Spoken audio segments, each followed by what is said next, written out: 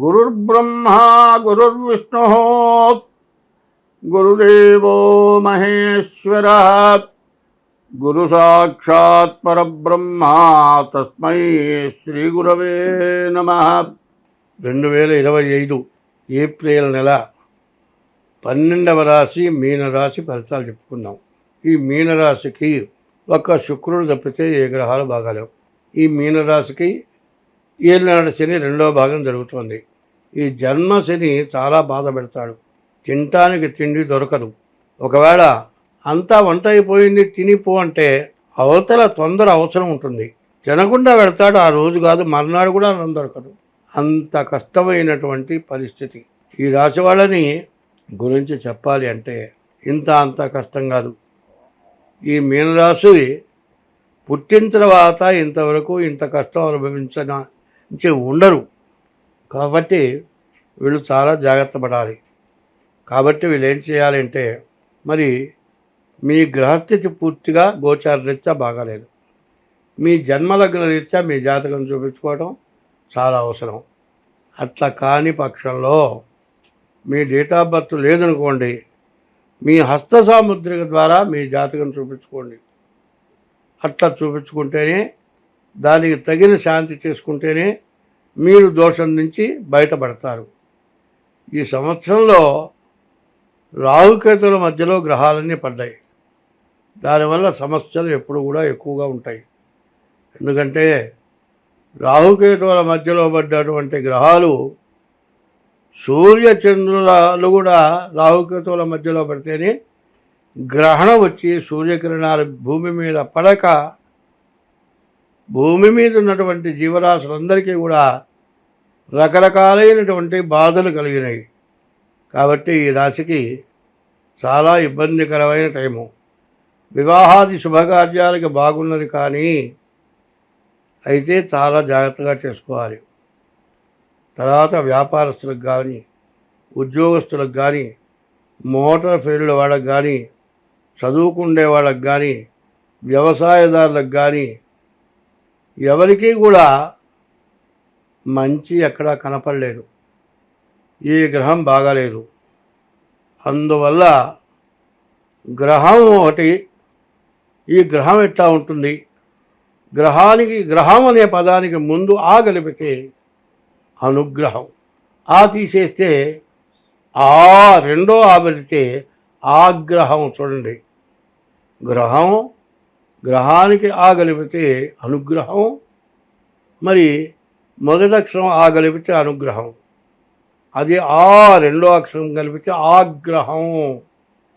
గ్రహం వల్ల నీవు అనుగ్రహం పొందాలా, ఆగ్రహం పొందాలా, ఆగ్రహం వల్ల నశించిపోవాలా, అనుగ్రహంతో నువ్వు సుఖపడాలా, అంతా నీ చేతుల్లోనే ఉంది. గృహప్రవేశం అంటున్నావు. ఈ గృహప్రవేశం అనే దానికి అర్థమైంది, గా కొమ్మిచ్చి వృత్తం ఇవ్వట్లా, గా రాసి వృత్తం ఇస్తున్నాము. అది గృహప్రవేశమే. కానీ అందరూ గృహప్రవేశం అంటారు. గ్రహం అంటే ఏదో బాధిస్తుందని అనుకుంటారు. గ్రహం బాధించేది కాదు. ఆ గ్రహం ఎప్పుడు బాధిస్తుంది అంటే, నీ ప్రవర్తన సక్రమంగా లేకపోతేనే ఆ గ్రహం నిన్ను బాధిస్తుంది. అందుకే గ్రహానికి మొదటిది అనుగ్రహం బాగుంటుంది. రెండో అక్షరం ఏంది, ఆ పెడితే గ్రహం. ఈ మూడింట్లో ఏది కావాలో మన యొక్క ఉద్దేశాన్ని బట్టే మనకు ఏదైనా జరుగుతుంది. కాబట్టి గ్రహాలనికి తప్పించుకోవాలంటే దైవబలం కావాలి, దైవానుగ్రహం కావాలి. దైవానుగ్రహం అంటే ఏ గ్రహం నిన్ను ఏమీ చేయదు. కాబట్టి ఎప్పుడూ కూడా చాలామందికి ఏమొస్తుంది, కాలసర్పదోషం, పితృదోషం వస్తుంది. ఈ కాలసర్పదోషం, పితృదోషం ఎందుకు వస్తుంది అంటే, కాలసర్పదోషమేమో పెద్దవాళ్ళని ఇబ్బంది పెడితే వస్తుంది, సర్పాలని చంపితే వస్తుంది. మరి పితృదోషం ఏంటంటే, తల్లిదండ్రులకు అన్నం పెట్టకపోయినా, తల్లిదండ్రులను సరిగ్గా చూడక అడుక్కొని తింటూ ఎటో వెళ్ళిపోయి ఏమైపోయినారో తెలియక చచ్చిపోయి వాళ్ళకి కర్మలు జరగకపోతే పితృదోషం వస్తుంది. పితృదోషం, కాలసర్పదోషం వల్ల దాదాపు 190 మంది కష్టాల పాలవుతూ ఉన్నారు. కాబట్టి ఈ మీనరాశి వాళ్ళు చాలా జాగ్రత్తగా ఉండాలి. కాలసర్పదోషం 2వ భాగం జరుగుతోంది. కాబట్టి మీ డేట్ ఆఫ్ బర్త్ ద్వారా మీ జాతకం చూపించుకోవటం చాలా అవసరం. కలియుగంలో భగవంతుడి యొక్క నామస్మరణ చేయాలి అంటే నీ నుంచి ఎటువంటి పాపం చేయకూడదు. ఎటువంటి పాపం లేకుండా ఉండి భగవంతుణ్ణి స్మరిస్తే మోక్షం, మళ్ళీ జన్మ లేదు. జన్మ లేకుండా ఉండాలా?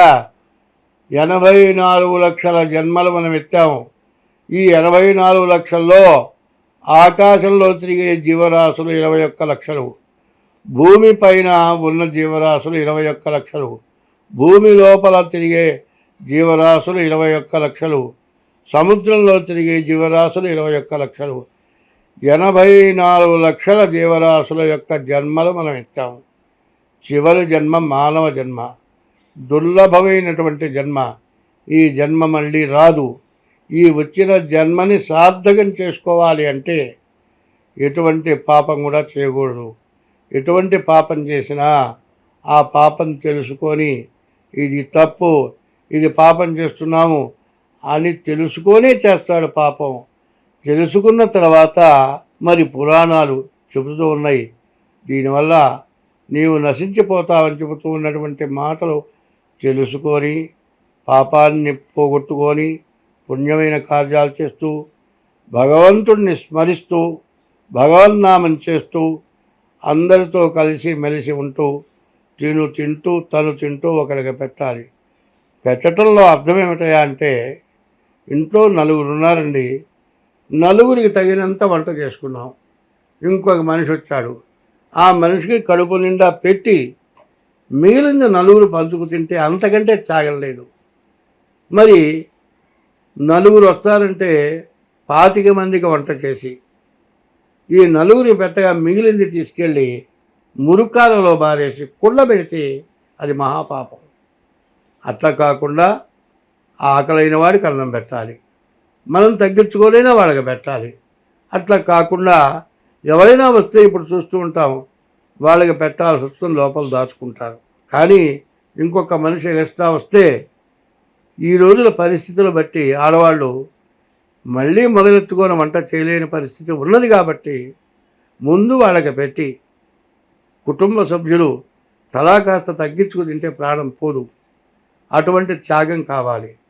ఆ త్యాగం ఎట్లా ఉండాలి అంటే అవసరానికి తగినటువంటి త్యాగం చేయాలి.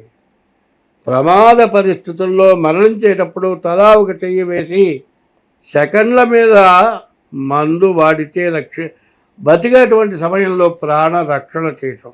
దాహమై చచ్చిపోయేటప్పుడు మంచినీళ్ళు రావాలి. మరి ఆకలైనప్పుడు అన్నం కావాలి, మరి దాహం అయినప్పుడు మంచినీళ్ళు కావాలి. ఇటువంటివి ఎవరైతే చేస్తారో ఈ కలియుగంలో ఎవరైనా సరే తన ఇష్టదైవాన్ని ఎప్పుడూ పూజించాలి. ఇష్టదైవాల్లో మొట్టమొదటి దైవం నిన్ను 10 నెలలు గర్భవాసాన్ని మోసి కానీ పెంచిన తల్లి మొట్టమొదటి దైవం. 2 తల్లి పెంచడానికి తగిన అవకాశం ఇచ్చిన తండ్రి 2వ దైవం. తర్వాత విద్య చెప్పిన దైవం 3వ దైవం. అసలైన దైవం ఎప్పుడు ప్రార్థించే దైవం 4వ దైవం. తల్లి, తండ్రి, గురువు, దైవం. వీళ్ళని ఎప్పుడు కూడా మర్చిపోకుండా ఉండాలి. కాబట్టి ఈ రోజులు అందరూ తప్పించుకొని ధర్మగుణం కలిగి ఉండాలి. ధర్మో రక్షతి రక్షితః. మరి ధర్మాన్ని నువ్వు రక్షిస్తే నిన్ను ధర్మం రక్షిస్తుంది.